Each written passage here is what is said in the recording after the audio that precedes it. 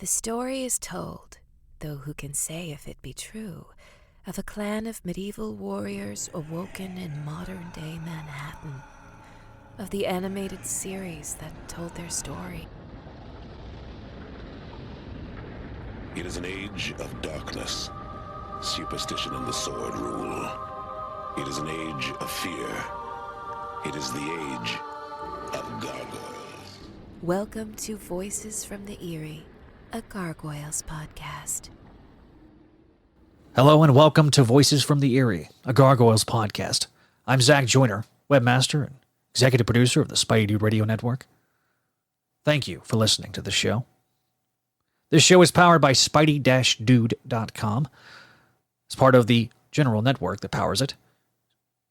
You can support this show if you like via patreon.com/SpideyDudeNetwork. You can also leave us a voicemail, 818-925-6631. We'll play that voicemail in a future episode. We also like to get emails every once in a while. Be sure to leave us an email if you like, gargoylesvoices@gmail.com. Follow us on social media. At Spidey Dude Network on Facebook is the general network Facebook page. But you can also follow this exclusive Twitter handle, @From Eyrie on Twitter. Follow us there to get show updates at both places. Be sure to like, share, and subscribe if you're listening to us on YouTube. And if you're listening to us on your favorite podcasting app, you can always leave us a 5-star review, and we will read all of that feedback in a future episode. Want to give a shout out before we get started also as to our patrons, Scott and Venkman. Thank you for your support of this show and all the shows on the Spidey Dude Radio Network. As always, we thank all of our guests and our host for this show. And with that, I turn it over. Welcome back to the 5th episode of Voices from the Eyrie. I'm your co-host, Greg Weisman, and joining me as usual is my partner in crime, Jennifer L. Anderson. Hey, everybody. And we're really happy to welcome back the co-creator of the series, the supervising producer of the first 2 seasons, and the writer of the SLG comic book, Mr. Greg Weisman. Hello. And we are very pleased to bring to you, for the very first time, an unsung hero, a legend in his industry, the voice director of Gargoyles and many other TV shows, Mr. Jamie Thomason. Legend in my own mind. Yeah, hi, guys. If you hear any noise in the background, that's a margarita. Everybody gets some. I would hope so. I would hope so. Anyway, I would like to begin with a little bit of news. Nick just showed us the new photos of their upcoming Demona and the box art for Thalog, and this cute little plush Demona that they're releasing through their Kid Robot label early next year also. So hopefully by the time this is posted, we'll either have these in hand or at least they'll be up for pre-order. And also, since as of this recording, our first show has gone live, and we are very thankful and grateful for the very positive response that we have received so far. It's been a little bit overwhelming. I'm really happy. So far, so good. Cool. All right. We're going to be discussing Awakening Part 1, but I believe we should open this by addressing our newest guest, Mr. Jamie Thomason. As I've said, voice directors are unsung heroes in the realm of animation. People will talk about the writers or occasionally an animator or producer or the voice actors, but what you guys do is very important. So, what exactly does a voice director do? And feel free to embellish as much as you want. Yeah, Jamie, what does a voice director do? I just do whatever Greg Weisman tells me to do. That's a wise choice. Very wise choice. I'm just an automaton mouthpiece. Jennifer, you were in the room with that. Is that true? Oh, of course. Absolutely. He's quite obedient. Yes. Everyone bows, bends the knee. But what do I do? I direct actors in a recording studio, kind of like a radio play. Just actors sitting in front of a mic, and we describe what's going on. Hey, you're slipping on a banana peel. Take 2. And then I do whatever Greg tells me. And then he tells them to do it funnier. Well, yeah, it's a pretty broad question. If you want to narrow it down a little, I can be more specific. But I hire the actors that do the voices, and then I take them into a recording studio along with Greg and the production, and we record the scripts again, kind of like a radio play. How do you prep the script for the recording? Well, on Greg Weisman shows, and this is true, I sit down with Greg and we go through the script line by line, and talk about it, talk about what's going on, backstory, foreshadowing. One of the things that is very consistent in all of Greg's shows is that they're very superficial. There's like nothing extra. Yeah, no, I'm sorry. That's I forgot. Very flat. It's the opposite of that. Not much depth. Greg's shows are so intensely sort of rich and complicated. And there'll be a line, like one line from a character that you think is a one-off character in, the second episode of the first season, that is specifically designed to pay off an entire arc in the second season, for example, or just in an upcoming episode. And there was no way that I would know that necessarily just by reading the script. So I sit down with the man himself and we go through it line by line by line. And he gives me his thoughts. I pretend to agree, and then I write them down. We keep going. And for the most part, Greg's got pretty amazing instincts. I will say that he's not alone in that, in this industry, but he's at the top of that particular whatever food chain. Most of the time, I shouldn't say most, I spend a lot of time getting people what they want despite what they're telling me they want.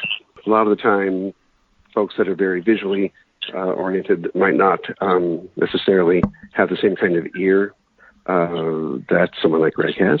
And so they'll tell me, I want it like this or that or something, and I have to listen to what they're saying and then figure out what they actually want and then help them get that. That's my job. The producers what they want. He's an interpreter. Nice. Awesome. We'll come back to you in a bit, but I will have an episode to discuss, Awakening Part 3, the third episode of the series, and we finally meet, well, we've met her briefly beforehand, but we finally really meet Elisa Maza, and already right off of the bat, she is a terrific character. I think what I really like is how unimpressed she is when she meets Xanatos for the first time, and he's an impressive fella. Yeah, she's used to him. I really want to give props to two people when it comes to Elisa. The obvious one is Sally Richardson, now Sally Richardson Whitfield, who brought the character to life. But the less obvious one is Michael Reeves. I watched the episode again last night and haven't watched it for probably years. And all over it, in a good way, are Michael's fingerprints, and specifically with the character of Elisa. He really caught her voice and gave her that voice. I think a lot of the Goliath stuff, for example, at Hudson's too, is a mix of Michael and myself, things that we had sort of established going in.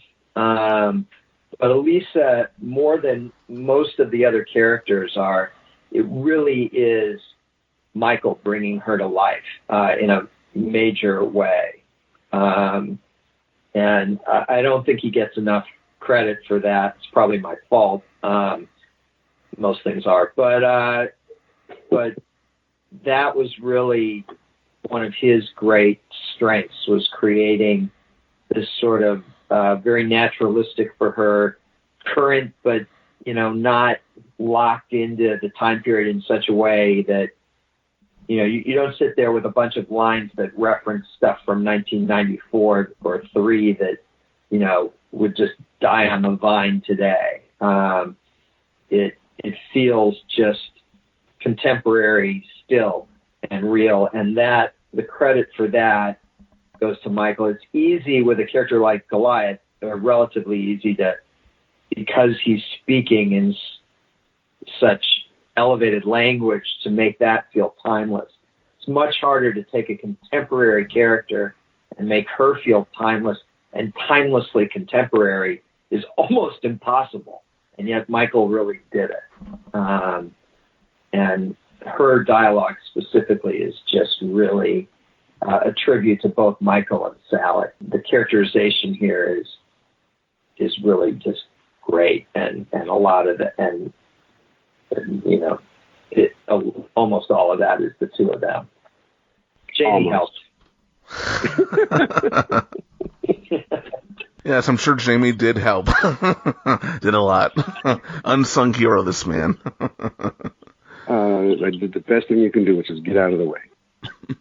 I mean, it's a terrific sequence also. I mean, yeah, looking back on it years later, it does feel like Elisa conducts a bit of an illegal search after Owen escorts her to the elevator, but it leads us to that great, fantastic, iconic first meeting with Goliath that goes from terror to being intrigued.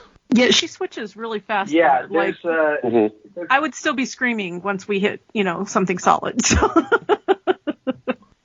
Yeah, I mean, she's very heroic. I think, our modern view of police officers has changed to some extent. I think that we were way more forgiving of some of Elisa's regulatory lapses, and training, which I think is accurate, was you pull your gun first, you ask questions later, and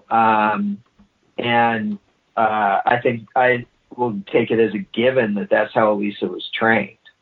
Doesn't make it right. I'm just saying that, she's trained to behave that way.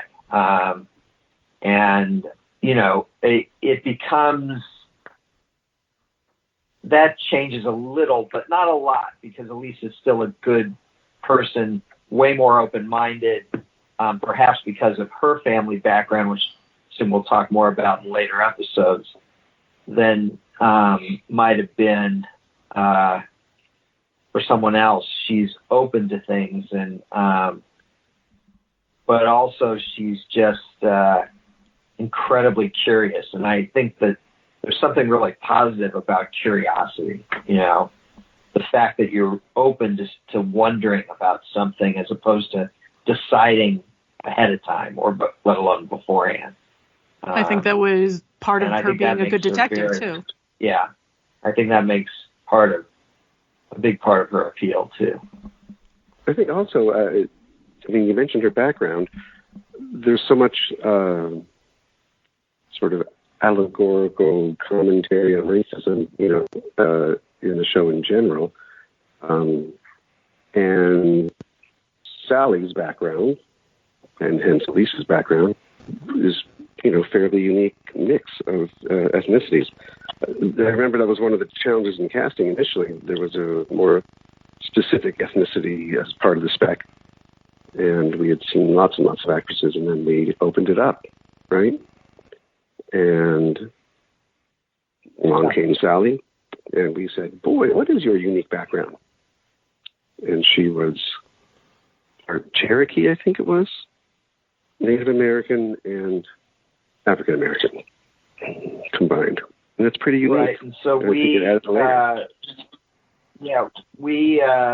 redesigned the character slightly. She had been Elisa Chavez up to the point that Sally auditioned and got the role.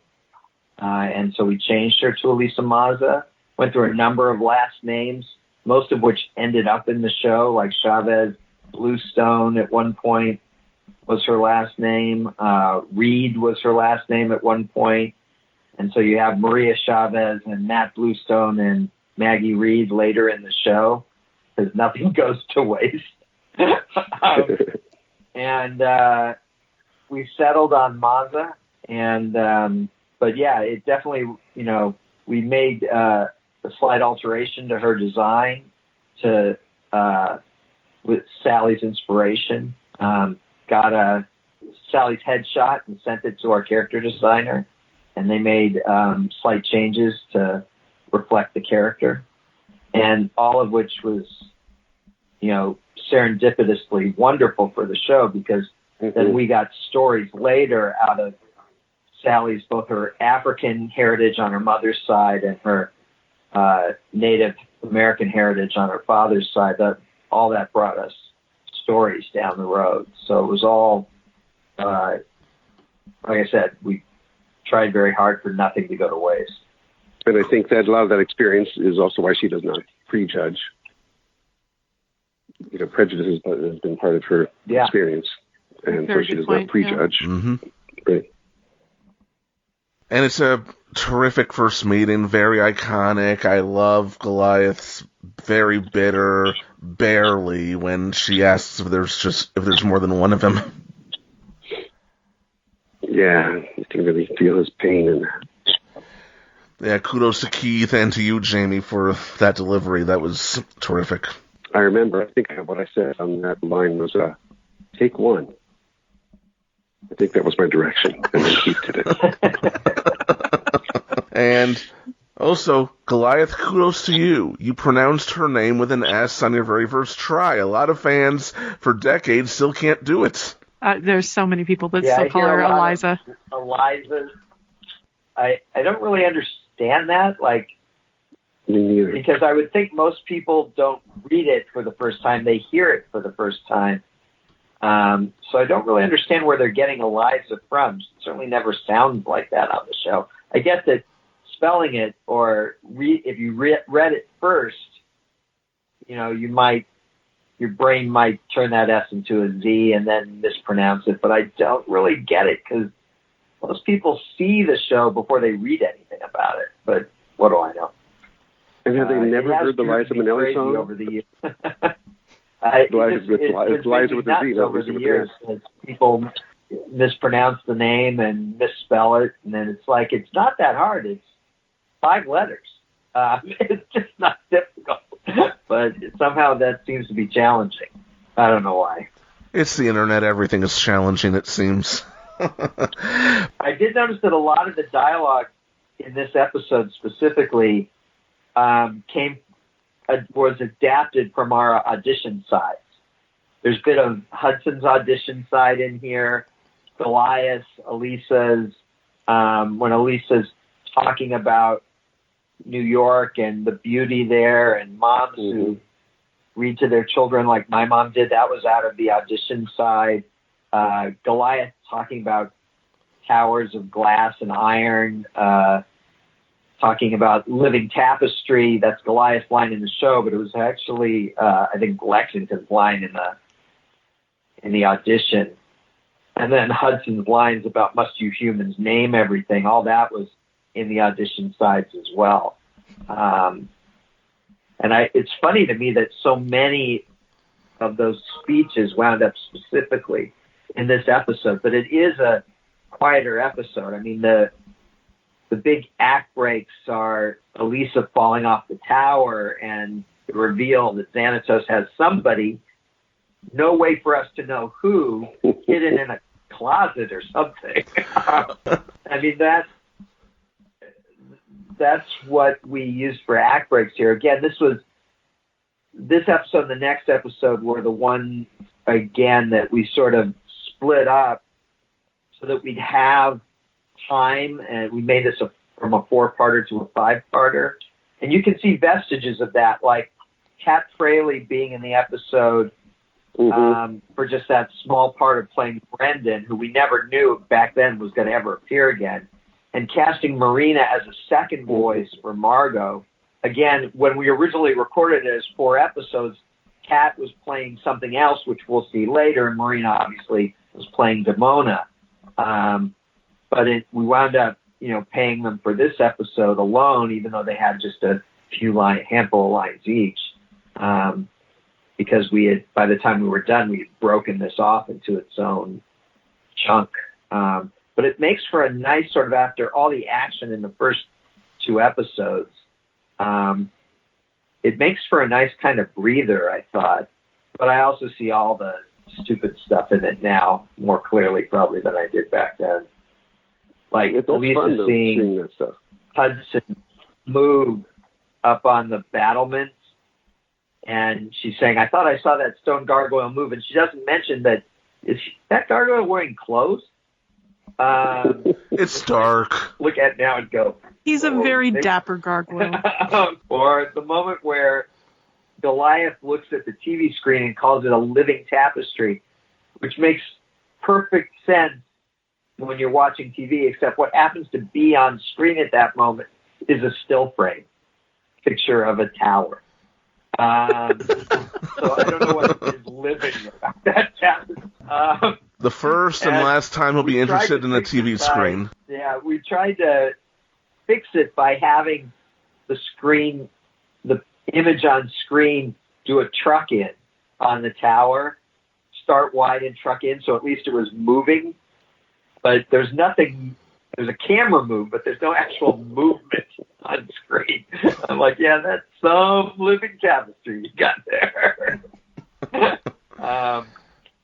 And so there are all sorts of things like that. Like, I can't fly. I could only glide on currents of air, and there are none strong enough here. Only the wind is blowing everything mightily. And usually we just took it for granted. Okay, just trust us. There's wind. That's how they're moving when they're going through the air, because we've already established that. But we rarely got such great wind animation as we got in this one moment when he's saying there's just not enough wind. He's saying it to Lisa, and Lisa's hair so is like that's blowing back. When I rewatch these things, I keep seeing all the stuff where it's like, yeah, we dropped the ball there. Yeah, we dropped it there too. Oh, well, we dropped the ball there. One of my favorites in that episode is in that scene, the Margot scene. First of all, just hearing Marina playing that, sort of bitchy, blonde, rich lady, giving poor Pat Fraley a hard time. But hearing her do that in her very American Upper West Side accent, that's awesome. But the thugs that attack them, there's a big, tough-looking African-American guy who's right there in the center. And then there's that, skinny, bald white guy that's over to the side. And the skinny, bald white guy is like, yeah, he's talking like that. And that's played by Keith David. And the big African-American tough guy in the center, that's voiced by Jeff Bennett. Because obviously something happened between when we recorded them. Jeff Bennett got a workout in this episode. Yeah, he has more than two voices, we'll say. But because we do that, in TV animation in general, people double and triple up on voices. But obviously, I'm assuming they were like Thug number 1, Thug number 2, and Thug number 3, and somewhere between when we recorded them and by the time they got animated, the number 1 and number 2 got switched somehow in the artwork. But that cracks me up. I think it works so good. Me too. It's great. Since we have you here, Jamie and Greg, we do need to talk about the casting of this show, because this is a wonderful cast, one of the best casts I've ever heard brought together for an animated series. What was that process like? Casting each of the mains. So easy, so quick, and oh wait, yeah. No, I think you're lying. Some of it was. Some of it was. Some of it genuinely was. Some of it was easy. That's exactly. Yeah, it's exactly right. Some of it. Marina Sirtis, for example, and we auditioned. I'm sure multiple people, but she walked in, she read Demona, and we just looked at each other. Yep. Tom Adcox as Lexington. I, before going to Disney, was very briefly a voiceover agent for Blink for about 3.5 to 4 months. And Tom Adcox was one of the guys at that agency. And I just heard him talking in the hallway. He'd never done voiceover before. I heard him talking in the hallway and thought, what is that voice? And brought him in. That's as an agent. Brought him in, got him cast as Felix the Cat. But I digress. We have Lexington, and we were talking about this. I got a guy. He's got a really unique voice. And Greg, I'm sure you remember. I don't know if we did lots of. In my mind, we only did one audition. We just, read Tom and gave it to him. But I'm sure that we must have read other people too. But Bill Fagerbaki as Broadway is also easy, huh? Yeah, I think what we did is for the trio is, we auditioned a bunch of people for everything, even Damona. Marina was the first person to read for Damona, and we knew she was the one, but we already had like 8 other people scheduled that day to come in and read. We didn't send them home because we thought, well, you never know, maybe someone's even better, but no one was, of course. But yeah, I know we auditioned a bunch of people for Brooklyn, Lexington, and Broadway, but what we wound up doing, because we didn't know what gargoyles should sound like, and Tom and Bill really solved that for us, because it was like, okay, let's get something gravelly in there. And so Tom has this higher pitched gravelly voice, and Bill had this lower pitched gravelly voice. And so we just then went to Jeff Bennett, who has been a hero to me going back to Bombers. Yeah. And we went to Jeff Bennett and said, okay, so here's Tom at the high end, here's Bill at the low end, you find the guy in the middle. And of course, Jeff, being Jeff, just did that. On the spot. Created this amazing voice for Brooklyn on the spot just by listening to Tom and Bill. I mean, we cast Jeff without really having a final set voice for Brooklyn.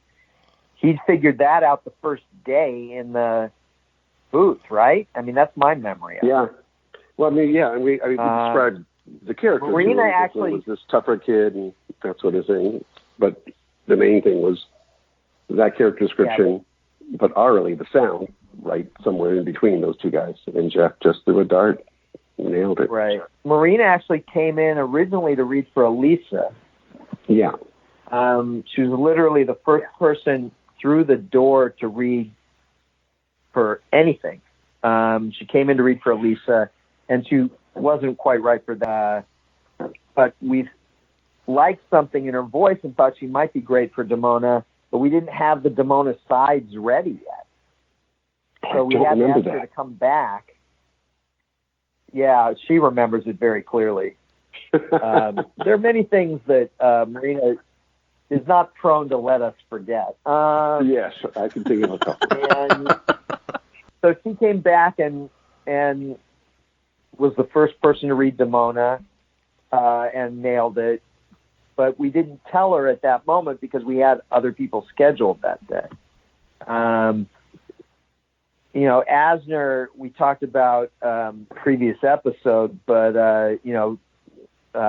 Ed came in, read Hudson, and of course nailed it. I had based the character on him, so I never thought we'd get him. The character said great.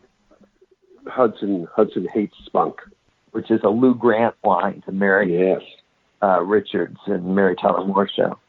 Not that Hudson hates spunk, but the line in Mary Tyler Moore was, "I hate spunk." But and then we threw him this curveball by saying, "Now that was great. Can you do it in a Scottish accent?" Yeah, how's your Scottish accent? He just on the spot pulled it out of and did it and was great. So those characters were relatively easy. Those 5 characters were relatively easy to nail. And then came Xanatos, Goliath, and Elisa, and those were considerably less. It took a little bit longer. And the problem we auditioned. Uh-huh. Yeah, the problem with Xanatos initially was that we kind of had an embarrassment of riches. We had a bunch of people who auditioned who were good, and so it was like, wow, there were at least 3, probably more, but at least two or three that we thought were great. How do we pick? And we wound up going with Jonathan. Oh, well, then this is a good story. Go ahead. Speaking of stories that the actors don't let us forget. And recorded Jonathan Frakes. And then what happened next, Greg? Well, the thing to keep in mind is that, so we had our first recording, and Xanatos isn't in the first episode. And our first recording went really well, and we, got the tape together. Back then it was on literally cassette tapes. And played it for our boss, Gary Kreisel. And Gary thought it sounded great, and we were good. And then the second episode, and Jamie, I don't know if you remember this, but normally we recorded at a place that in those days was called Screen Music. Yes. But I cannot remember why, but for some reason we were under the gun time-wise, and the only thing we could do was record at a different studio on a weekend. And I do remember the weekend. It was incredibly hot, and they opened, the owner opened the studio for us and then left. And the actors in the booth, which include, he had not turned on the air conditioning. And so the actors in the booth were just dying. And we're calling him to come back in, the owner, and he comes back in, but he is pissed off that his weekend has been interrupted. So what he does is he just cranks the air up to 11 or whatever, 1,000, and leaves again. So within minutes, these people who've been sweating are now freezing in the booth, and we have to call them to come back in and normalize it. And I mean, the short version is that recording stopped. We played it for our boss, and it was bad, and everybody was bad because the conditions were just impossible. But the thing the good news was, if that had been the first recording, we would have been in real trouble. But we had a great first recording.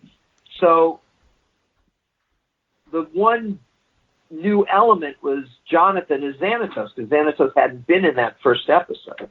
So, as Jamie said, because we had so many great choices for Xanatos, the question became, maybe not like the day was a problem, the environment was a problem, the studio was bad, the temperatures were preposterous. It became, maybe the problem's Jonathan.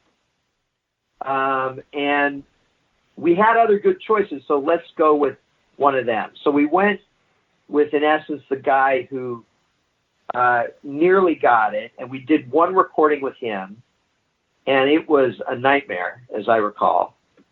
Nightmare is strong. And then I recall it didn't inspire oh my God, this confidence. is definitely not right. It made us feel better about our first pick, but still wondered about the third. Well, so we went to the third guy, who was actually very good, but as the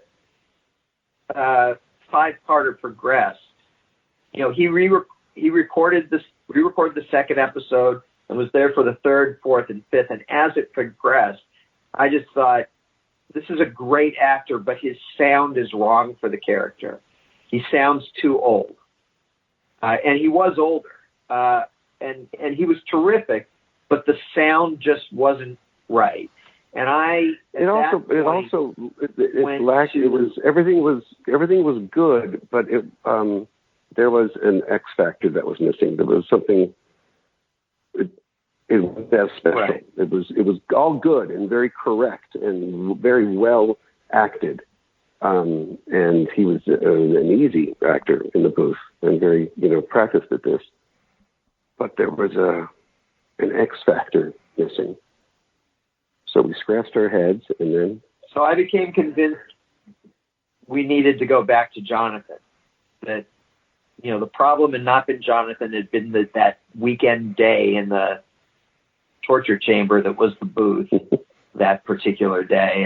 And there was a lot of resistance to going back to him. But I convinced Gary that we should. And we did, and we re-recorded all four of the last 4 parts of this 5-parter and never looked back because, of course, Jonathan was terrific after excluding that very first day. So that was the challenge with Xanatos. The challenge with Elisa and Goliath was different. We heard a lot of great people, and a lot of people felt close. People who ended up being in the show ultimately because we discovered, wow, this person was great, but they just weren't quite capturing it for us. Well, particularly with Goliath, I mean, we read a lot of amazing actors, some fantastic actors, but we, kept reading, and we were never 100% positive, and then someone would come in and be even better. So, oh wow, this person, and we were, we kept going, and we kept finding this person's even better. Hey, now this guy's even better. Hey, now this guy's even better. And I was convinced it was going to be Clancy Brown, who auditioned very late. And it's one of the most memorable auditions for me because he walked in the booth in character. And I'd never met Clancy before. And he started the audition, and he was Goliath. And so he was staring through the glass at me. And, I gave him some notes. And he was just staring. And I thought, oh my God, this guy's going to leap through the glass and kill me. I didn't know what was up other than he hated me. And then we completed the audition. He was really good. and then he was just like, he smiled. Hey, thanks, that was fun. And I thought, wait, what? What happened to the serial killer a second ago? He was just so in character. And Clancy, I hired Clancy a lot after that, including in our very first episode. And then one day, Greg, in walked. So we kept, I think, being willing. Again, we heard so many great people for both Goliath and Elisa that I think Jamie and I kept being, and Frank, we were all sort of willing to settle for this pair or that pair. And it was actually Gary who kept saying, you're settling. This isn't it yet. And then Jamie said, hey, we got this guy coming in. I think he might be pretty good. His name's Keith David. And I immediately got him confused with another actor named David Keith. Keith. How could you mix those two up? That's an officer and a gentleman. And I was just going, I don't know. I don't know if he's right for it. I can't quite picture that. And then quickly we realized that we were talking at cross purposes, and that I was thinking of the wrong guy. And I said, well, all right, I don't know this Keith David. What's he been in? And then the first thing that you said is They Live. And I'm like, wait a minute. Is he the guy who has the 15-minute fist fight with Rowdy Roddy Piper? Yeah. I'm like, oh, my God, yeah, he's great.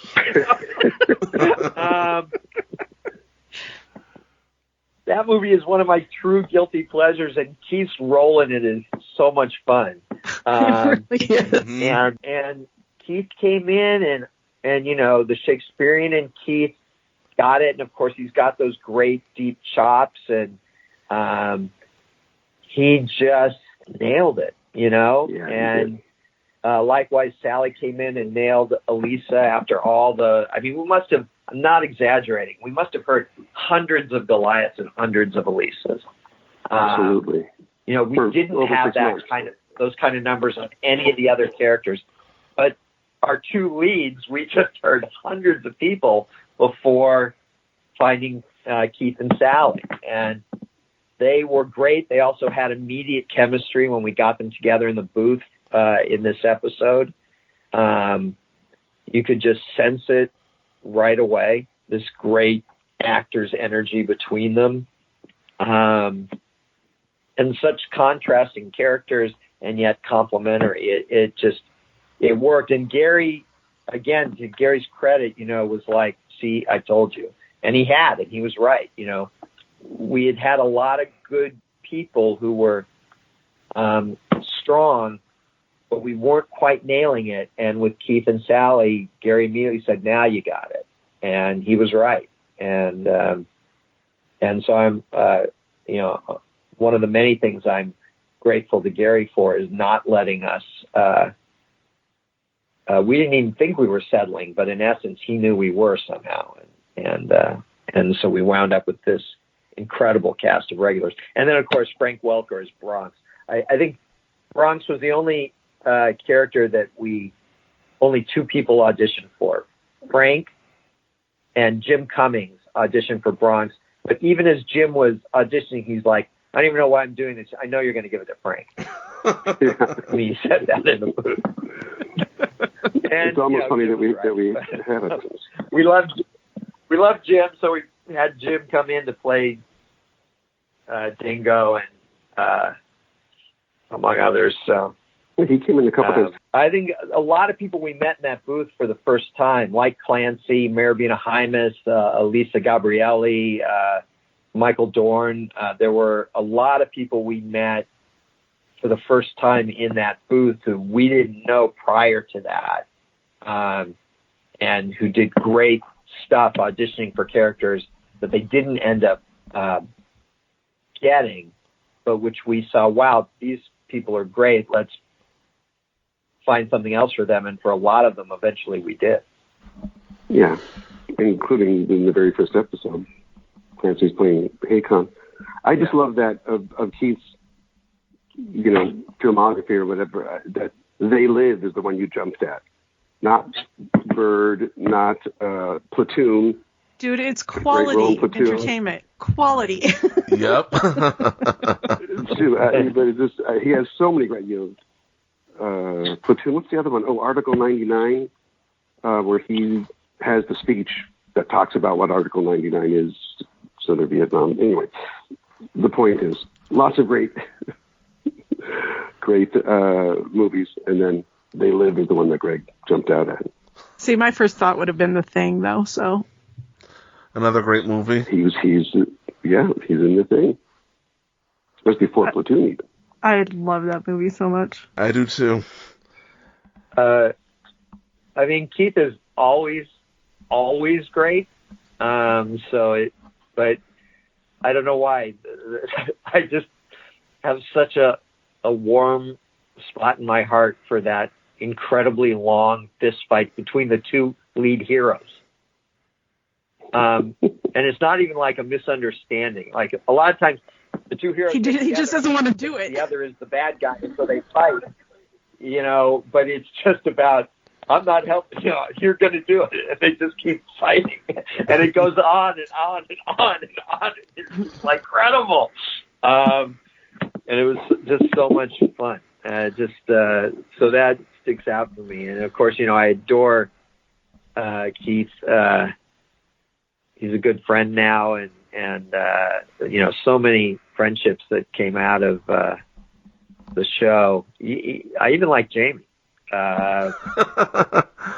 What's not to like? I thought you were talking about. Oh, don't get me started. But the casting experience on this show was unique. We cast not only hundreds and hundreds per role. I mean, that's people that we brought in addition to, hundreds of submissions from agents, and for well over 6 months. That had already sort of generated a buzz in the voiceover community because just from the audition sides, everyone could tell this is a really well-written show. This is a special show. And as that buzz spread, I was able to get sort of better and better and higher end, folks that had never done animation before, wanted to come in and read. And I remember Alfred Molina coming in to read and thinking, this guy's an amazing actor. How can we not hire him? And he was somewhere in the middle, and it kept going from there. But one of my favorite lines is after it was all over, and we had started recording the series. And one of the agents, that SPD I speak to a lot, she said, actors keep calling her and asking, hey, who'd they go with? Gargoyles. Who'd they pick for Gargoyles? Who'd they go with? And so she finally just started saying, whenever someone said, who got Gargoyles? She would just say, they went with the real ones. Which I thought was a great line. And in a way, depending on how you look at it. Anyway, it was a unique, exhaustive, ultimately very fulfilling experience. Did I mention exhaustive?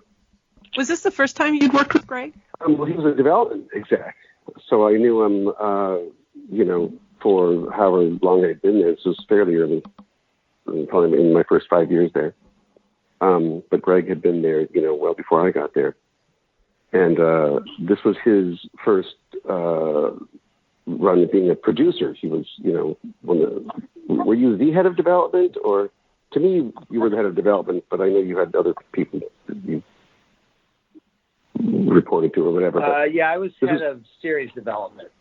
That's right. There were other people who were in charge of cast of movies and things like that, but I was head of series development. What year did you start at Disney? Do you remember? 90, I believe, 90. So I wasn't there that much longer than you. I started in 89. Yeah. So we had interacted and stuff, but there's no doubt this is where we... This is when we got married. We were sort of forged our friendship, our working relationship. They bonded. Because we spent a lot of time together. Yeah, you can't spend. We did. I also was the guy who. I also can be blamed for this. I insisted that he hire an assistant. Oh, I needed it. You're the only reason I got it. Because I was by myself. I started the department by myself. And then it was my bitterness already showing. And then I had half time, 20 hours a week. They gave me someone to help out. And, the whole division was exploding. We went from like 3 series to 6, 7, 8 series plus all these movies all at the same time. And I was still largely by myself.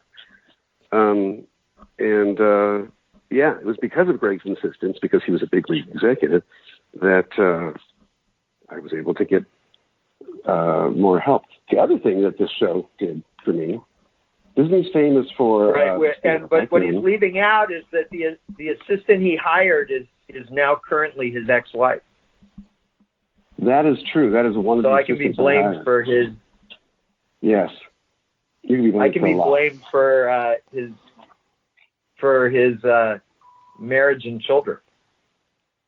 I don't know that you could take any responsibility for my children, but yes, they would not be here had I not.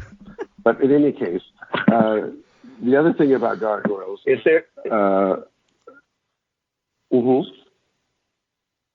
You want to dive more into my personal life? If there's no assistant hired, then there's no marriage. If there's no marriage, there's no kids. That is true. That is true. So really, you owe me your kids to me. Well, if you want to take responsibility for that, there's a lot of other responsibilities that I don't think you want to accept. But we'll go into that later. Disney, I had been there for a while, and the understanding when I got hired, again, started the department by myself. They say, hey, you'll be directing, in less than a year, and I was like in 6 months. I was, directing the show, and it was, became a big hit, and so they did everything they said, and they hired me because the place was exploding, getting really big, and all this, and they did everything except for the one thing that they didn't quite ever get around to, and that was giving me a raise of any kind. And I was making nothing. And ultimately, I had to quit my job 3 times at Disney. And each time my salary either doubled or tripled. But in this particular instance, as it pertains to Gargoyles, I had just started to, putting my foot down to quit the first time. And the head boss said, okay, let him quit.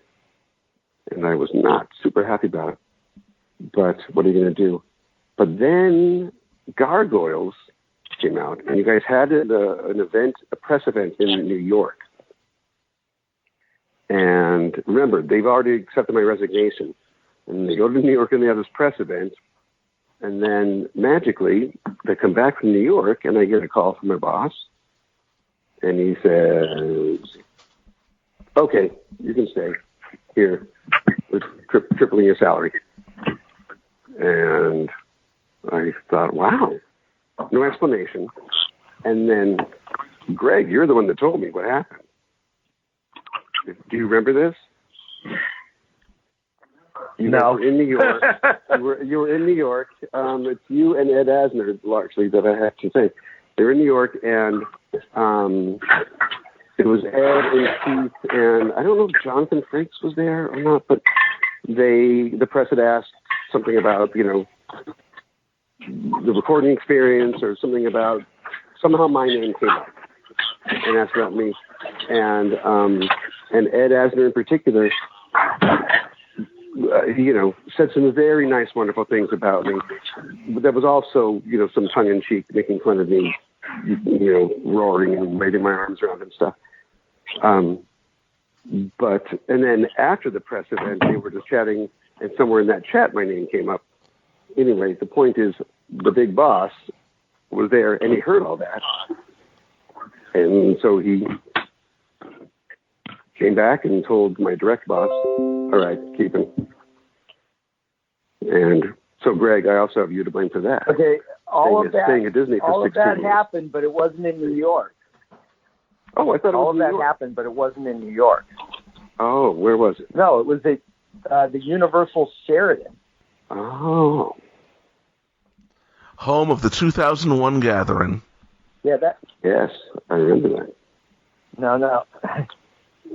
Well, yeah, but this was the same day as the Bill Fagerbakk's Better Than Barney story.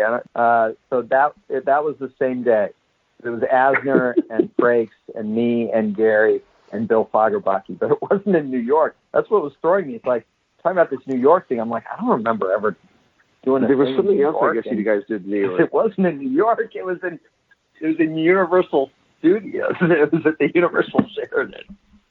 Guys, I apologize, but I got a meeting for Young Justice. I have got to leave right now. All right. Well, Greg, we can continue this at a later date. Actually, we exhausted all of our points for you. I was going to bring up the names, specifically Hudson Gaines' name, but we can save that for Awakening Part 4 when the trio and Bronx get their names. Okay. All right. Good. I got to go. Greg, thank you. See you, man. Busy man. And Jamie, we can continue with you for a little bit longer. Oh, sure. Yeah, If I you didn't would like. realize for some reason. I had this. Now we can talk 2 about hours. Greg like we wanted to all along. In the meantime, you know what we're lucky to have? We are lucky to have someone else here who has had a professional experience with Jamie Thomason. Those of you listening to the show who haven't listened to Spectacular Radio or didn't watch Spectacular Spider-Man may not know, but Jennifer L. Anderson is also a veteran when it comes to voiceovers and voice directing. You were going to talk about. Yeah, the L stands for lovely, yes. It really does. Yeah, I work with him on Young Justice, too. Excellent. I like working with Jamie. He's a sassy boy. Well, Yeah, all right. I'm the sassy one, yeah. Okay, Jen, you can move over and sit in Greg's guest seat, because now, as far as I'm concerned, officially, you're a guest, even though you didn't officially work on Gargoyles.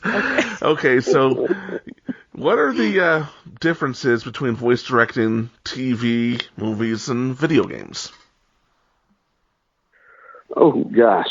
I wish it was just that simply delineated, but it also has a lot to do with, genre, style, on the individual piece. But one of the clear differences anyway is in television. We tend to do ensemble recordings with ideally the entire cast. On Greg Weisman shows, that's not always easy because they might have 20 actors as opposed to a more common, regular, old-fashioned Saturday morning animation show might have, 8 actors, maybe 10 actors. It's a lot easier to get 8 or 10 actors in the booth at the same time than it is to get, 15, 20 actors. But in the case, in TV,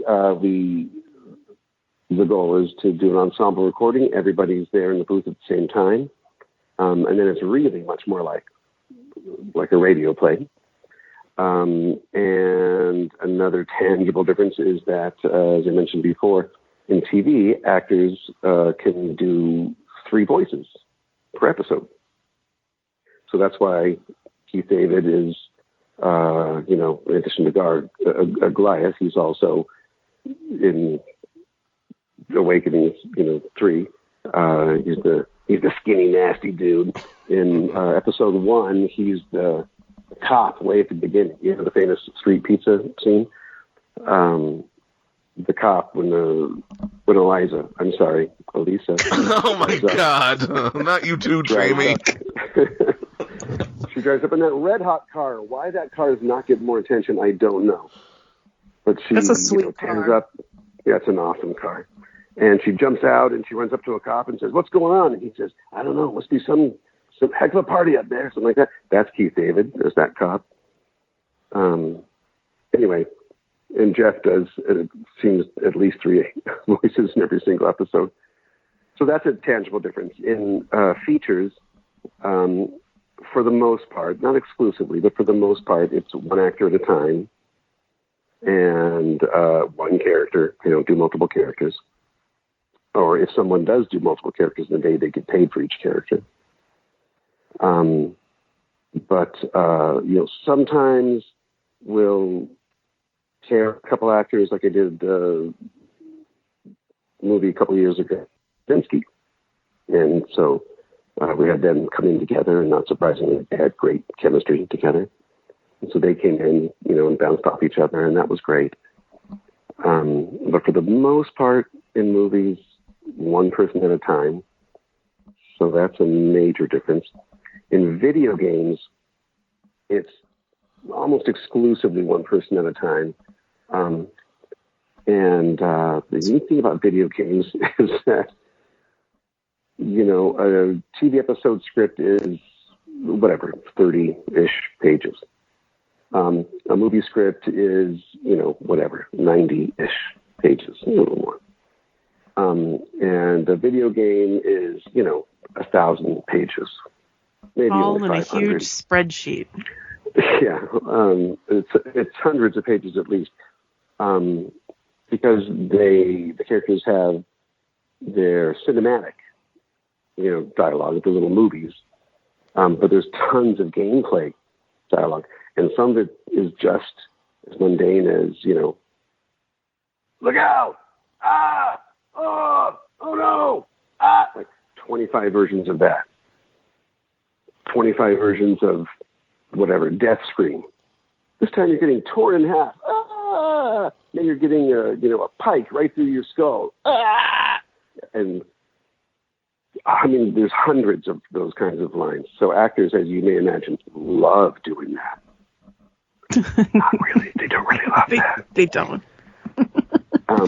So that's a big difference.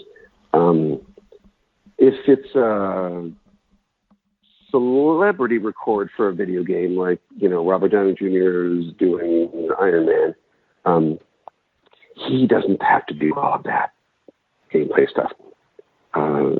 Celebrities, I remember Robert specifically coming in, seeing it, saying, "I'm not doing that, right?" He said, don't worry. So he, just did the movie dialogue, as it were. And then we have voice match, who come in and do all that screaming and other stuff. In Iron Man specifically, it was easy because he always, had the helmet on and there was a filter on his voice. So it really sounded a lot like it. It was easier to match it. In any case, those are some of the tangible differences between them, but I don't know how much nuance you want me to go into. You approach them differently. Interesting. That was very fascinating to listen to, and you and Greg Weisman have worked together across at least 3 different shows in 4 different decades, and you two have made a lot of magic together with terrific casts, and I am looking forward to seeing what you two do next. But I wish Greg was still here so I could ask this question, but what has been different about each show? Would you say there was a difference in doing Gargoyles versus doing Spectacular Spider-Man versus doing Young Justice? Unique differences between those 3 series? Mm-hmm. Oh, gosh. I don't know. It's easier to point out what's similar, which is how well written they are, how well. Greg is, well, he's not here, so I can be complimentary. Greg is a really smart guy. He knows his way around the story. And he's also a huge, Shakespeare fan and expert. And his stuff is so multi-layered.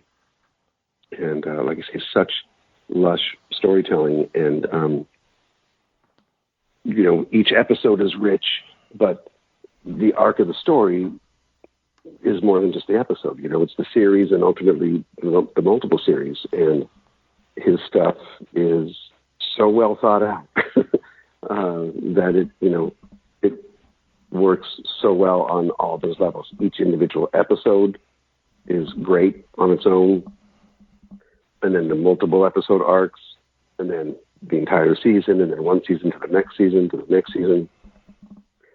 So that is one of the unique things about his shows. Not that he's the only person in the world that does that, but he's the only person that does it like him. But some of the unique differences between those 3 series, well, one of them that jumps out is just technologically, they were very different experiences. I tend to do a lot of editing on shows like this where there's a lot of dramatic acting as opposed to, just fun, goofy, Saturday morning goofy stuff, which is awesome and fun. But shows like this that have a lot of, straight dramatic acting, sometimes, depending, I end up doing a lot of editing. And nowadays, the dialogue editing is pretty easy to do. You can do it on the spot in the booth in Pro Tools. I can say, hey, take the first part of that and take the second part of that one and just take that laugh at the end of that other line from the other scene and put that right there. And they can do it on the spot. With the Gargoyles, piecing stuff together, we literally did it. Film used to be made on something called film. It's all digital now. Many moons have passed. But, yeah. Quentin Tarantino still shoots on film. He does indeed.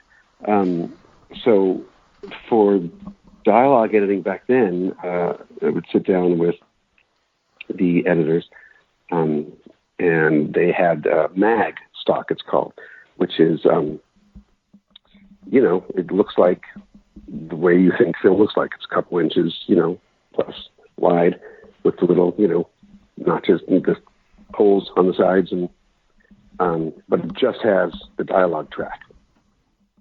There's no picture on it. Anyway, and if I wanted to cut from one take, I want to take this part from take 1 and this part from take 2.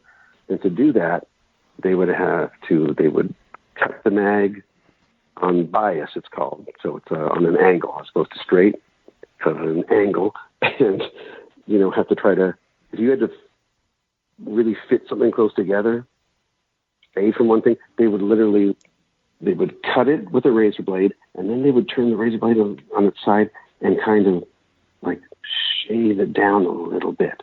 That's crazy. It out or something. Wow. Yeah. And only because they liked me because that was a lot of extra work. They're so spoiled nowadays. Yeah, so that's one major difference. Again, because the stuff tends to be very dialogue heavy and dramatic. In any case, yeah, that's a huge difference. Cutting on Mac and cutting in Pro Tools on the spot in the booth in front of the actor. Those are two extraordinarily different experiences. Other differences from Gargoyles to Jagged Spider-Man to Young Justice. There are so many similarities I can think of. Differences. He had to learn to put up with me. That was a huge difference. I got to enjoy Jennifer L's presence much more. Though I must have met you at some point during Gargoyles, but certainly after that, much more. I'm trying to think that there are unique differences. You're going to edit out all these huge pauses, right? Of course. Yep. Yeah. Anytime you sound dumb, we're going to cut that out. Oh, God, there'll be nothing left. You're going to cut me down to 20 seconds. We're keeping that one in. I can't... I mean, the teams were different, but, you know, they're all awesome. You know, Spidey was probably a little more lighthearted, you know, the show itself, a lot of the time. Whippy. Technologically, is the only thing that really jumps to mind. Because, I think this is what the sentence I was in the middle of was, you remember, Gargoyles was in the 90s. And Young Justice has been, for the last 10 years, I think, been going on for a while because there was a little hiatus there in the middle. But the technology, you know, with each passing decade has changed dramatically. But the shows themselves, all very fulfilling. You know, great storytelling, great characters. We've got great casts. I mean, Gargoyles cast over the episodes, the seasons. It was just spectacular. I mean, all three of the shows, you know, all three of those series have great casts. I remember one time with Gargoyles specifically, we were in the booth. Like I say, the goal was to always have all the actors together doing a big ensemble record. And I remember one time looking out in the room, and the number of fantastic actors in the room at the same time was insane. There's one episode where we had the three different stars of the Royal Shakespeare Company, three different definitive Hamlets. David Warner was the definitive Hamlet of his day in the 70s. And we had David Warner, Roger Rees, Malcolm McDowell. Malcolm McDowell? Yeah, Malcolm McDowell. Malcolm McDowell and Peter Strauss were actually... I don't know if they were in the same episode, but they were both going to be there the same day. And they both were married to the same woman at different times. And so one of them hurried out when he was done before the next one came in. But yeah, Malcolm McDowell, John Rhys Davies, Roger Rees, David Warner. There's someone else that I'm missing. I can't remember. Another Royal Shakespeare Company star. You know, and then with Ed Asner and a bunch of other folks. And it was ridiculous. It was one of those episodes that had 20 actors in it. And over 10 of them were luminaries of one way or another. Whatever. It was just one of many really great experiences. But all the series, all three of those series have fantastic casts, fantastic writing, amazing characters, amazing stories. They're just really special, fulfilling experiences, those three series. And it was special. And that's what's similar about them. Nice. They were definitely special for us sitting at home watching them at the time. We remember them all these years later. Yeah, definitely. Well, I'm very glad. Yeah, and new generations too. It's so nice Approaching, watching everybody rediscovering the show through Disney Plus. It's been wonderful to watch. New people discover it, people who watched it as kids rediscovering it. It's just really Disney Plus has really done some wonders for us. It's been getting a lot of attention lately from new merchandise, new articles in IGN and CBR and all sorts of places. It's been terrific. Yeah, there's been new buzz about the live-action Gargoyles, too. I'm not quite holding my breath just yet, but fingers crossed that it happens and it's good. I know Jordan Peele pitched it at one point, but... Yeah, when they asked him, hey, if you could do one movie, what would it be? And this is the movie he's at. Heck yeah, he knows what's good. Pretty, and that was right after he won the Oscar. Yeah, he ain't done. So it's got to happen one way or another, I think. Well, here's definitely hoping. Is there anything else we should hit on before we wrap up? If there's anything you guys have ever wondered about, I'll tell you secretly the answer. Do I have to turn off the recorder for that? Yeah, we have to sign an NDA, sworn to secrecy. Yeah, as far as I know, that recorder's off. That's the only reason I'm answering the question now. Why don't you let everybody know what you're working on right now? Yeah, anything? You have anything to pimp? A bunch of stuff. A bunch of stuff. A bunch of different movies, most of which I can't talk about. I do a lot more movies than television series these days. Although I love television series because, you get to spend so much time with the actors and the team. And movies take a couple, 3+ years to make. And so I see, those actors over those couple, 3 years, but not in the same way as a TV series where you see a lot of them, once a week for a year at a time. But in any case, most of the stuff I'm doing now are feature films, and for the most part, you're not allowed to talk about those until a few months before they come out when they start the press. It's good that you're keeping busy. But there's stuff happening. Yeah. Excellent. You'll see. And I look forward to it.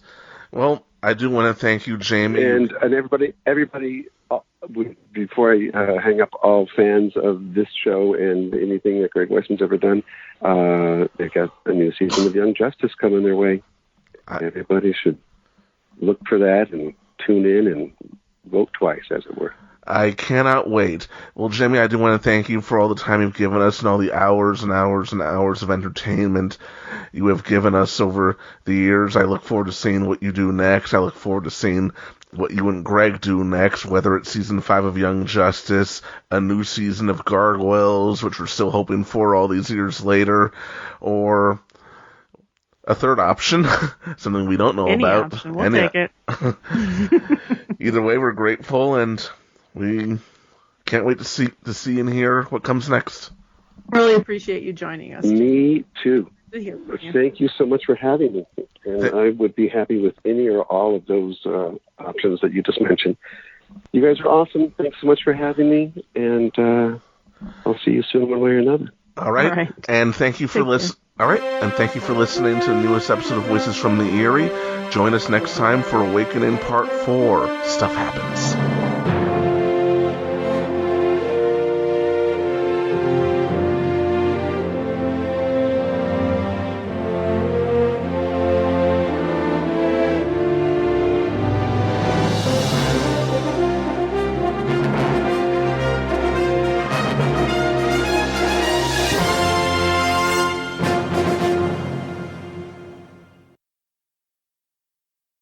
Once again, what are you doing here?